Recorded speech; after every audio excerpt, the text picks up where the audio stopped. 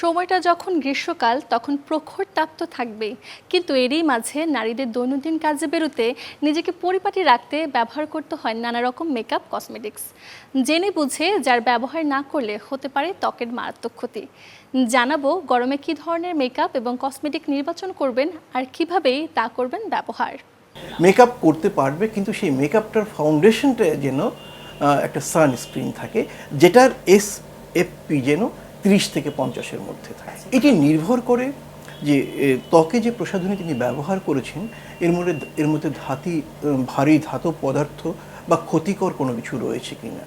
তো এটি উপরে কিন্তু তাপের সাথে আল্ট্রাভায়োলেট রের সাথে পারস্পরিক মিথস্ক্রিয়া বা বিক্রিয়াটা নির্ভর করে। এই কারণেই আমরা বলবো এই সময় যারা রোদে বাইরে যাবেন তারা যে প্রসাধনীগুলো পছন্দ করবেন সেটি যেন বিপজ্জনক সকল ধরনের কেমিক্যাল মুক্ত হয়। এজন্য মানসম্মত প্রসাধনীগুলি আমরা নির্বাচন করতে বলব। অনেকেরই ত্বক বেশ সংবেদনশীল, মুখে, হাতে বা শরীরের উন্মুক্ত জায়গায় নানা ধরনের প্রসাধনী মাখতে হয়।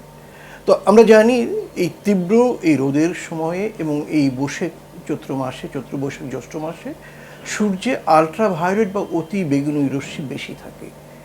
এই অতি বেগুনি রশ্মি আমাদের শরীরের ত্বকে অ্যালার্জি সহ নানা জাতীয় সমস্যা তৈরি করে এবং চূড়ান্তভাবে যে সমস্যাটি তৈরি করে সেটি হচ্ছে ত্বকের ক্যান্সার বেড়ে যায়।